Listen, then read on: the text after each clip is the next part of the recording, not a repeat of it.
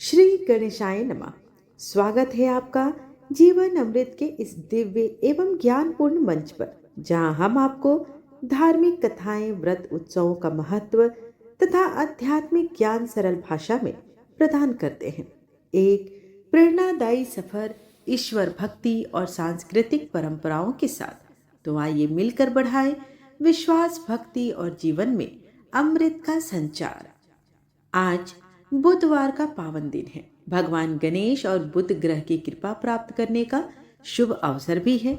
जो भी भक्त आज के दिन विधि विधान से व्रत एवं पूजा करते हैं, उनके जीवन में धन वृद्धि, व्यापारिक उन्नति और परिवार में शांति सौहार्द सदैव बना रहता है। आप सभी भक्तों को बुधवार व्रत की हार्दिक शुभकामनाएं। भगवान गणेश जी आपकी सभी मनोकामनाएं पूर्ण करें। घर परिवार में सुख समृद्धि और व्यवसाय में निरंतर प्रगति प्रदान करें।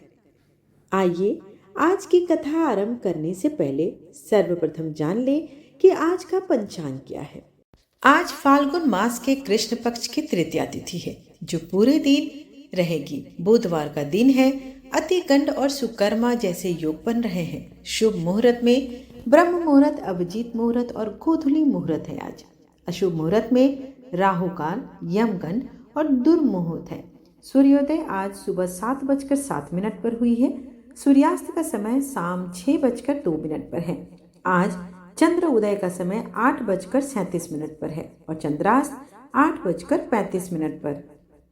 आज के दिन अभिजीत मुहूर्त नहीं है। ब्रह्म मुहूर्त सुबह 5:22 से 6:15।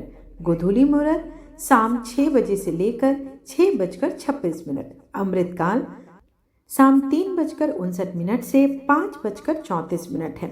वहीं राहु काल 12:35 से दोपहर 1:57 है। यमगंड सुबह 8:29 से 9:51 पर है। गुलिक काल सुबह 11:13 से 12:35 है और दुर्मुहूर्त सुबह दोपहर 12:13 से 12:57 पर है। तो आइए अब कथा का रसपान करें। किसी नगर में एक वैश्य था। वह बहुत धनवान था। उसका विवाह बलरामपुर नगर की एक सुंदर लड़की मीना से हुआ था। एक बार मधुसूदन अपनी पत्नी को लेने बुधवार के दिन बलरामपुर गया। मधुसूदन ने पत्नी के माता पिता से संगीता को विदा कराने के लिए कहा। माता पिता बोले, बेटा आज बुधवार है और बुधवार को किसी भी शुभ कार्य के लिए यात्रा नहीं करते। लेकिन मधुसूदन नहीं माना। उसने ऐसी शुभ अशुभ की बातों को न मानने की बात कही। दोनों ने बैलगाड़ी से यात्रा प्रारंभ कर दी। 2 कोस की दूरी पर यात्रा के बाद गाड़ी का एक पहिया टूट गया। वहां से दोनों ने पैदल ही यात्रा शुरू की। रास्ते में संगीता को प्यास लगी। मधुसूदन उसे एक पेड़ के नीचे बैठाकर जल लेने चला गया। थोड़ी देर बाद जब मधुसूदन कहीं से जल लेकर वापस आया तो वह बुरी तरह हैरान हो उठा, क्योंकि उसकी पत्नी के पास उसकी ही शक्ल और सूरत का दूसरा व्यक्ति बैठा था। संगीता भी मधुसूदन को देखकर हैरान रह गई। वो दोनों में कोई अंतर ही नहीं कर पा रही थी। मधुसूदन ने उस व्यक्ति से पूछा, तुम कौन हो और मेरी पत्नी के पास क्यों बैठे हो? मधुसूदन की बात सुनकर उस व्यक्ति ने कहा, अरे भाई, यह तो मेरी पत्नी है। मैं अपनी पत्नी को ससुराल से विदा करके लाया हूँ। लेकिन तुम कौन हो? ऐसा प्रश्न मुझसे क्यों कर रहे हो? तब मधुसूदन ने कहा, तुम जरूर कोई चोर या ठग हो। यह मेरी पत्नी मीना है। मैं इसे पेड़ के नीचे बैठाकर जल लाने गया था। इस पर उस व्यक्ति ने कहा, अरे भाई, झूठ तो तुम बोल रहे हो। मीना को प्यास लगने पर जल लेने तो मैं गया था। मैंने तो जल लाकर अपनी पत्नी को पिला भी दिया। अब तुम चुपचाप यहाँ से चलते बनो, नहीं तो किसी सिपाही को बुलाकर तुम्हें पकड़वा दूंगा। दोनों एक दूसरे से लड़ने लगे। उन्हें लड़ते देख बहुत से लोग वहां एकत्र हो गए। नगर के कुछ सिपाही भी वहां आ गए। सिपाही उन दोनों को पकड़कर राजा के पास ले गए और सारी कहानी सुनकर राजा भी कोई निर्णय नहीं कर पाया। तभी मीना भी उन दोनों में से अपने वास्तविक पति को पहचान ही नहीं पा रही थी। राजा ने दोनों कारागार में डाल देने के लिए कहा।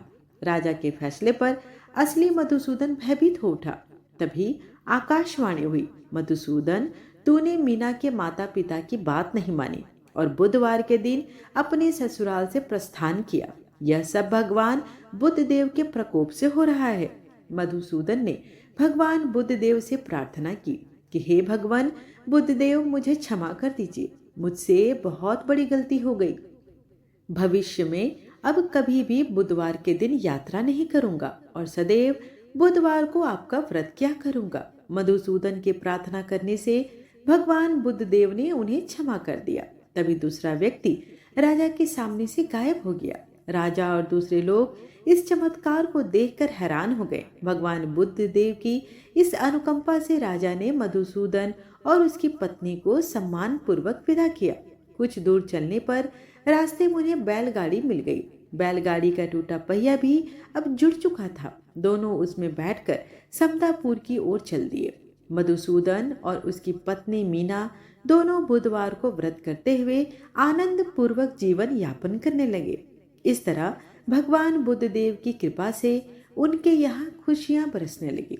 इस तरह जो भी स्त्री पुरुष विधिवत बुधवार का व्रत करके व्रत कथा सुनते हैं, भगवान बुद्ध देव उनके सभी कष्ट दूर करते हैं। सभी प्रेम से बोलो बुद्ध देव भगवान की जय। आइए अब भगवान गणपति जी की कथा का रसपान करेंगे, जो कि बुधवार के दिन सुनना श्रेष्ठकर माना जाता है। बुधवार का दिन गणपति बप्पा के पूजा के लिए एक विशेष दिन माना जाता है। किसी भी शुभ कार्य की शुरुआत करने से पहले भगवान श्री गणेश की पूजा अर्चना अवश्य की जाती है। ऐसी मान्यता है कि भगवान गणेश की पूजा करने से घर में सुख शांति सदैव बनी रहती है, साथ ही जीवन में हमेशा खुशियां भी बनी रहती है। बुधवार का व्रत व्यक्ति के जीवन में धन दौलत तो लाता ही है, साथ ही बुधवार व्रत के दिन गणपति बप्पा की पूजा करने से भगवान गणेश जी की असीम अनुकंपा भी प्राप्त होती है। तो आइए अब हम रसपान करें भगवान गणपति जी की कथा, जो बुधवार के दिन सुनना शुभ माना जाता है।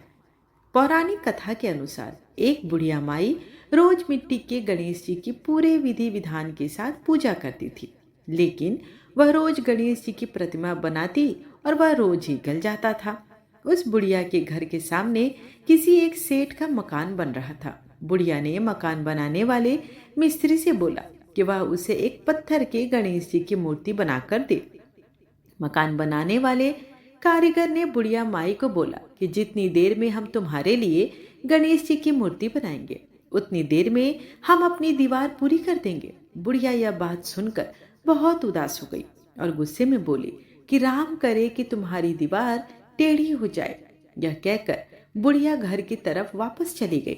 अब दीवार को पूरा करते करते शाम हो गई, लेकिन दीवार पूरी ना हो सकी। जितनी बार मिस्त्री दीवार बनाने का प्रयास करता, उतनी बार दीवार टेढ़ी हो जाती। शाम को जब सेठ जी आए तो उन्होंने कहा कि आज कुछ काम नहीं किया। तब मकान बनाने वाले एक कारीगर ने कहा कि एक बुढ़िया आई थी, वह कह रही थी कि मुझे पत्थर का गणेश जी बना दो। हमने मना कर दिया। उसने कहा कि तुम्हारी दीवार टेढ़ी हो जाए, तब से दीवार सीधी हो ही नहीं रही है। तब सेठ जी उस बुढ़िया के घर गए और उसने कहा कि तुम हमारी दीवार सीधी कर दो, हम तुम्हें सोने के गणपति जी बनाकर दिया करेंगे। उसी समय सेठ जी ने बुढ़िया को सोने के गणेश जी बनाकर दिया। उसी समय ही सेठ की दीवार सीधी हो गई। यह देखकर बुढ़िया ने गणेश जी से प्रार्थना करते हुए कहा कि जैसे सेठ की दीवार सीधी की, वैसे ही सबके जीवन की दीवार को सीधा करना। प्रेम से बोलिए गणपति देवता की जय। आइए अब हम आरती करते हैं। जय गणेश जय गणेश जय गणेश देवा, माता जाकी पार्वती पिता महादेवा, एक दंत दयावंत चार भुजाधारी, माथे सिंदूर सोहे मूस की सवारी। जय गणेश जय गणेश जय गणेश देवा, माता जाकी पार्वती पिता महादेवा। पान चढ़े फूल चढ़े और चढ़े मेवा, लड्डुअन का भोग लगे संत करे सेवा। अंधन को आँख देत कोढ़िन को काया, बांझन को पुत्र देत निर्धन को माया। जय गणेश जय गणेश जय गणेश देवा, माता जाकी पार्वती पिता महादेवा। सूर्य श्याम शरण आए सफल कीज सेवा, माता जाकी पार्वती पिता महादेवा।